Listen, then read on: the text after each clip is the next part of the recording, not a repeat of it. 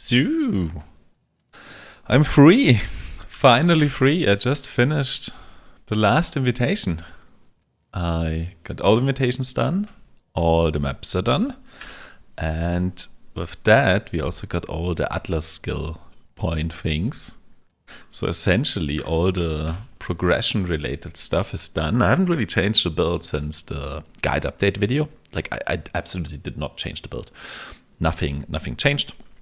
Just did all the bosses. I kind of failed the Uber Elder, to be fair. I had to do it twice because I put Maven on it and I was too lazy to put on the bossing setup. So I did it with the normal one. So I died 6 times and it was a bit of a mess. So that was a bit expensive.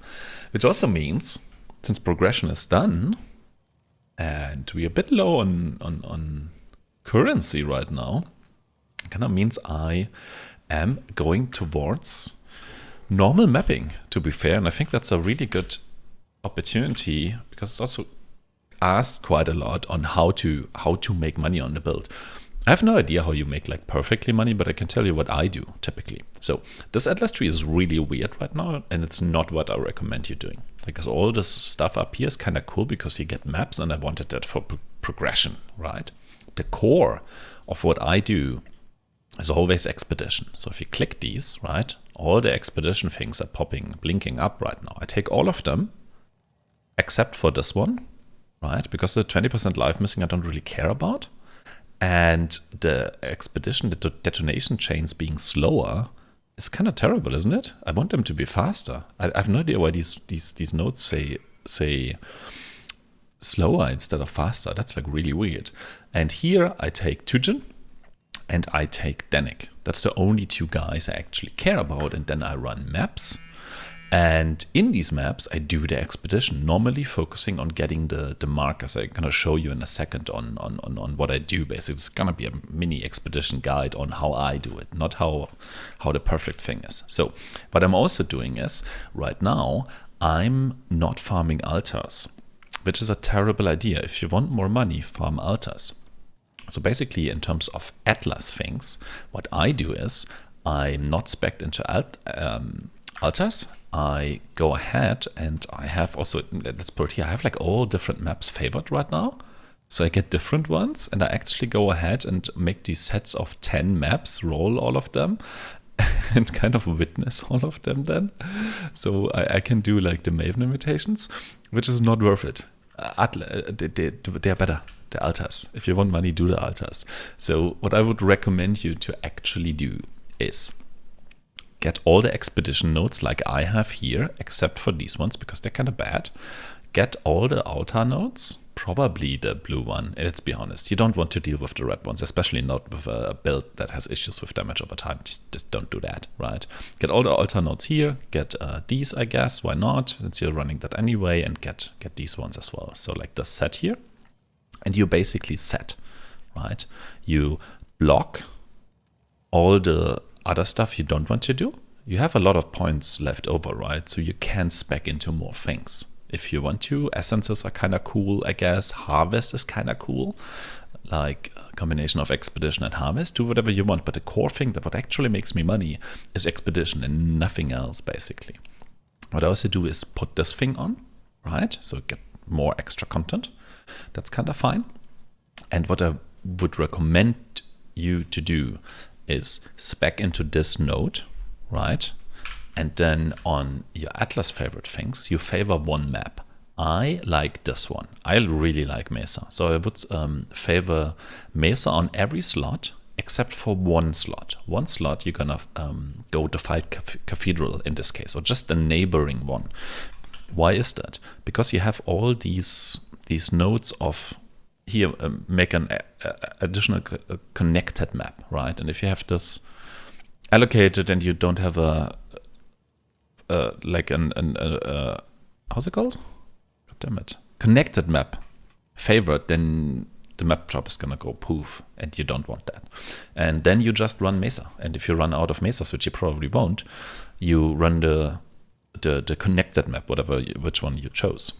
In this case, it would be the filed Cathedral. You run that one for a while and you get more mesas, and then you go back to run mesas, and that's basically what you do all day. For that to work, I think you should have next to having enough watchstones, so ideally you already have all the watchstones, you want at least 2 of these 15% chance to be one higher nodes, like either this one here and this one here. I have 3 right now. There is one, another one is here, another one is there. A lot of people would just not take these nodes and take these, for example, or you can take these 2.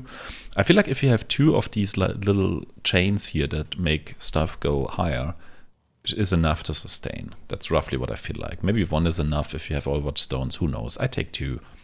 That's what I typically do in this case. And then I just run expeditions, and I can just show you how I would typically do that. In this case, I would check like how many maps do I actually still need.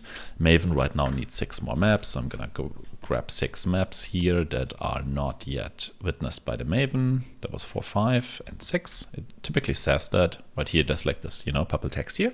Don't do that.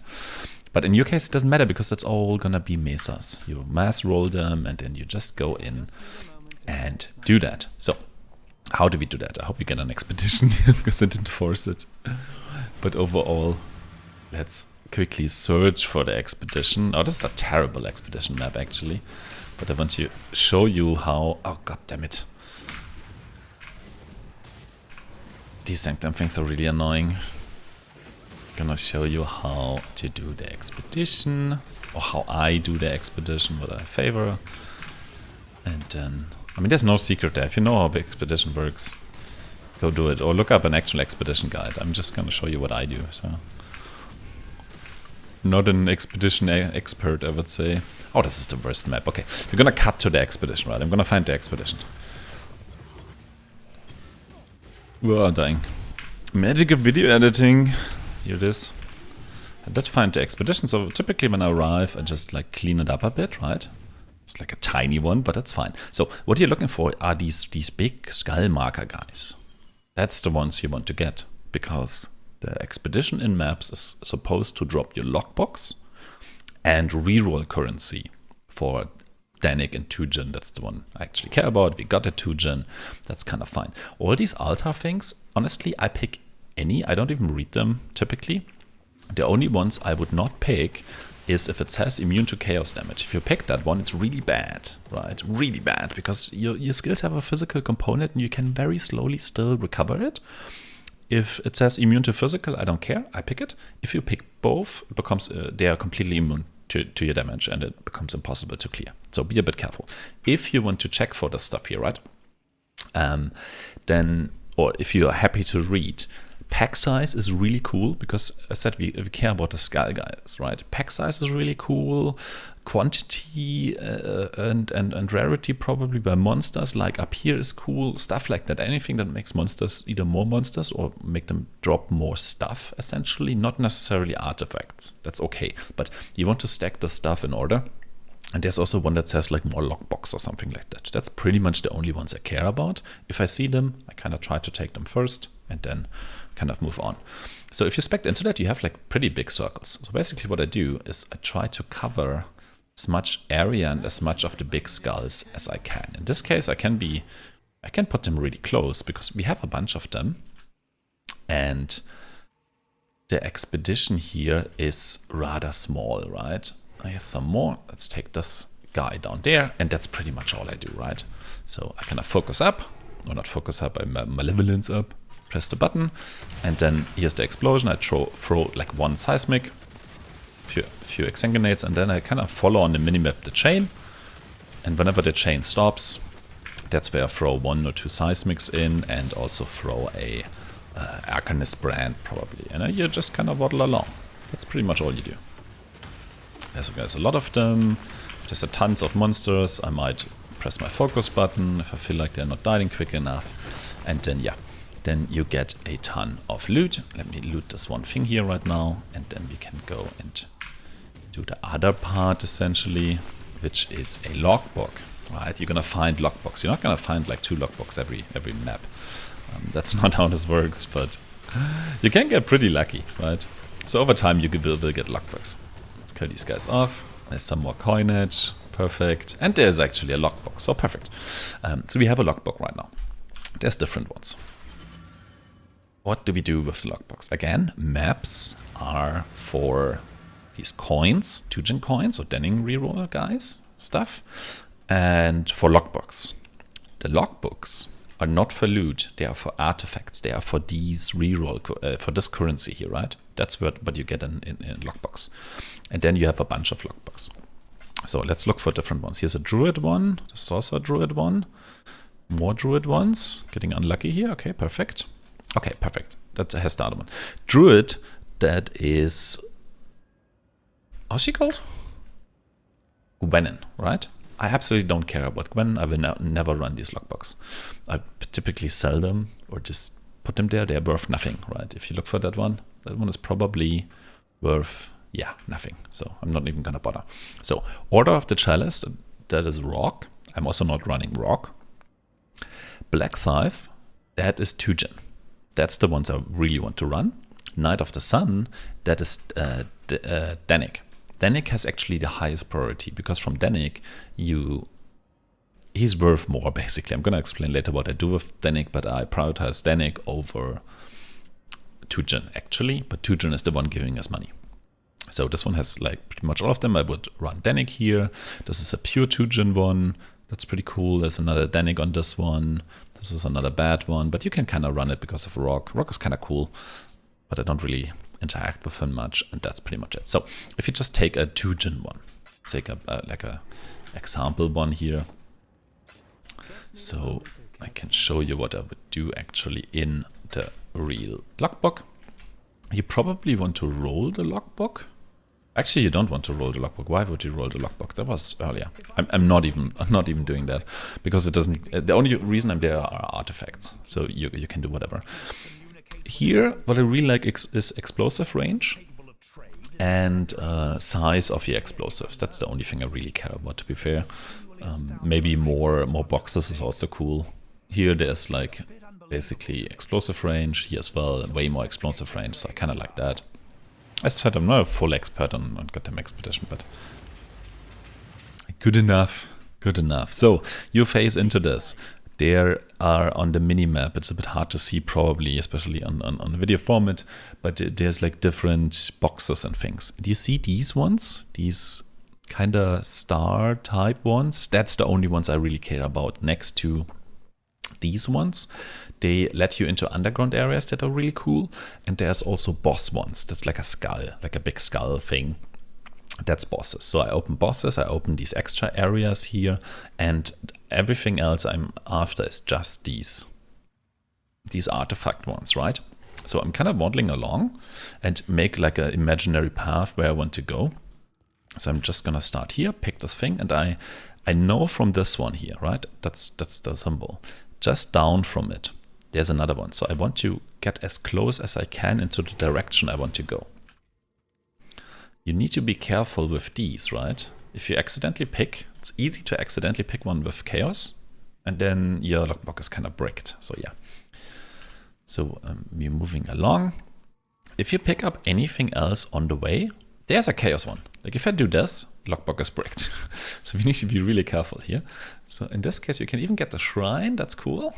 You're not taking this one. You're taking these two guys here. Gonna move down here, put it to the right, because that's where I want to go next. There's another one hiding here. Where is it? What's here? It's like hidden behind this remnant. They're called remnants.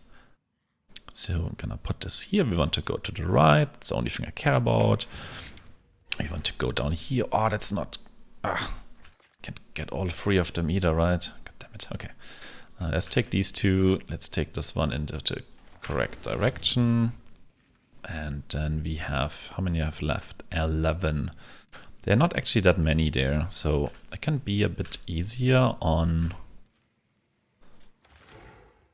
taking other things. Like I can take these three. Why not?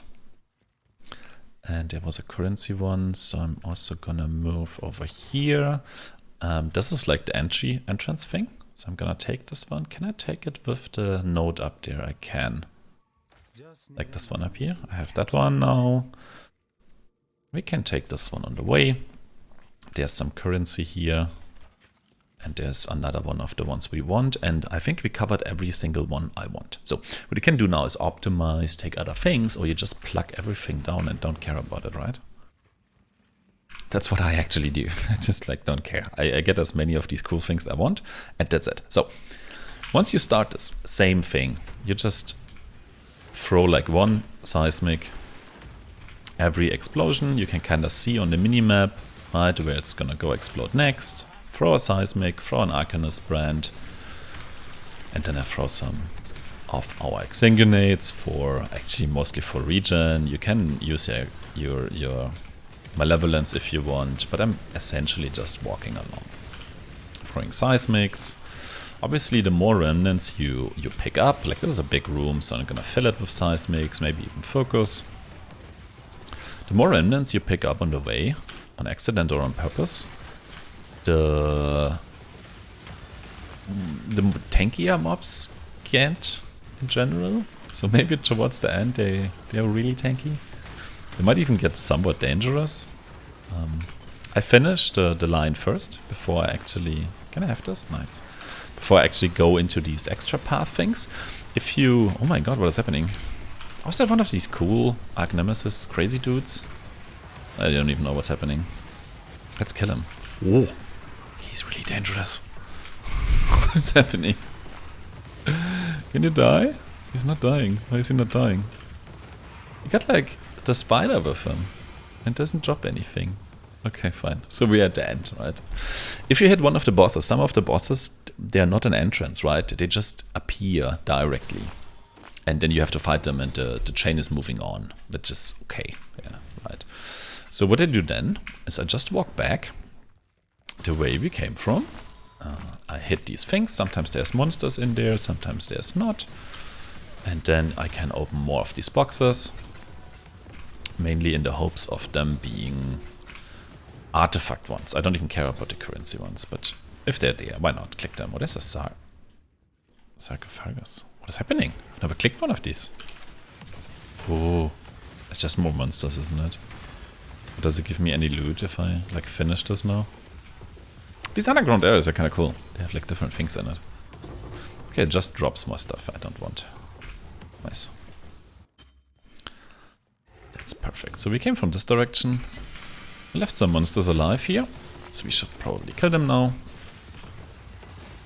And then we can move on. What's this one? Oh, is it this immunity thing? I think there's like an immunity mod where minions get immune if the big one has it. Just waddle along. Pick up all the stuff we opened, either on accident or on purpose. And then we're almost done. Some shrines. Did we pick that? Oh, we have a speedy shrine now. Nice. Okay. And once you're done with that, you're getting all the artifacts. Right? Let's say you run a ton of maps, you get a ton of logbooks. And let me quickly dump stuff here. Oops, not what I wanted to do. Let's dump. And we are kind of done. So, what do you then do? Right? You did run a ton of maps, right? So you have a lot of reroll currency. Like typically, I don't know, I probably do this until I have like 60 to 100 coins of this guy. I randomly get some of these. And I probably have a bunch of logbooks. Then I just finish the logbooks first. And then, yeah, basically I go interact with these dudes here, right? So what I do with Dannig, if you talk to this guy, what he does, he sells you items of other people. And typically, like this is always the same, right? Maybe prices change or something. I don't think you can just directly exchange if you need something. But in this line here, on every reroll, he has some discounted currency. So I get Tujen currency here. Pretty much all the Tujen currency I get here. And here he sells reroll stuff where I get the Tujen rerolls. And he sometimes also sells logbooks. So it's already rated, like this is Gwen, I don't want this. And I think I only have one medallion right now. So if you do this and have a look, like it even says Rock here, says Gwen here, discounted. I don't want that, but I see a Tujen reroll, right? So I just grab that one. Wouldn't really pick up anything else here, right? Could pick up some of these, right? Directly exchange then if you feel like you're running low on Tujen. So now, where does the actual money come from? From this guy. You just talk to him essentially, and I already got rid of everything here, so I reroll, And these are kind of cool early on. I have a ton of them. I obviously pick standard currency. I put it somewhere here. Confirm. Sometimes he complains. Just confirm again until you get it. Obviously, directly chaos orbs are kind of nice. In this case, I don't really want anything else. Here's more of these things here. And I probably pick these as well. And these as well. You can optimize this on depending on what currency they want for what.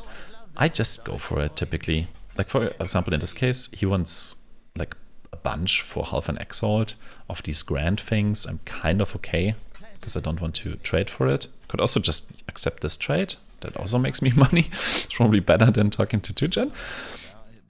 So yeah, that's pretty much all I take here again. Like, these are kind of cool. Probably a bit expensive. I don't know. Pick these here. And at some point, yeah, that's essentially what I go for, right? I get my mapping currency as well. These are regrets, okay, fine. But he has scours, he has all these kind of random currency. And I just go through it and essentially buy all the currency I want. I buy alterations typically as well. I buy these things here. You can go for these probably as well. These sell probably for more than a chaos right now, right? Yeah, roughly a chaos. So it's pretty much the same than picking straight up a chaos if you want to deal with currency traders. Kind of want to go for one reroll. Show me a divine. Yeah, essentially that's what I do. Yeah, it's a lot of clicking, but you just pick up currency at this guy's things here, right? And if you have like 60 rerolls and a bunch of the stuff, you can click for a while and he's going to offer you divines and all that kind of stuff. And what that essentially means that even by mapping, not picking up too much currency, I get like a vast variety of currency. I typically have all the currency I need to do anything I want to do, right? You get scours, you get these guys, the binding ones, you get alks, so I can always like freely roll my maps. You get bigger currency as well. You get a ton of Val orbs, right? For example, if you have a look here, if this is accurate or not, I don't know. That's like 100 chaos and Val orbs I picked up at Tujen randomly. There's like stacked decks, right? There's a 1.6 divines in stacked decks, roughly right now. I don't know if it actually sells for that, but the point is you get a lot of currency from this guy. And that's basically all I do for hard currency making. That's the big secret. It's not a secret, I guess. It's like, I think it's very well known. And there are probably really cool guides you can look up that explain this in all the detail and all the fiddly stuff. But that's what I'm gonna do. I'm just gonna map. I'm just gonna stick with Maven for a while because I'm so sick of these altars. So I'm just gonna do inefficient stuff that's more fun to me. And I'm gonna do some essences, even they're not that great right now, I think. They're kind of expensive, but I don't feel like selling them. I just do them so I can roll my chest next. And I'm gonna see what I do with these 11 points here. I probably put it towards some of these challenges already. I'm gonna start working on that. And in terms of gear, I already have one of these, thanks to the person that donated it actually. So I'm gonna use this one, even though the base isn't perfect, but it doesn't matter. I'm probably gonna roll this one to get the chest and move towards phase 5, according to the guide thing, phase 5, roughly in this direction. And yeah, it's just mapping some currency. Like if I get like 7 more of these, then I probably have enough currency for the rest of the league. And I'm gonna be perfectly fine. Cool. It was really long, wasn't it? Maybe. Bye. See? Divine orbs. You just talk to the guy, and then he gives you divine orbs. Just finish these few things after recording, because I wanted a few more stacked decks to actually sell them. So yeah, that's how it works. No, actually buy. So yeah.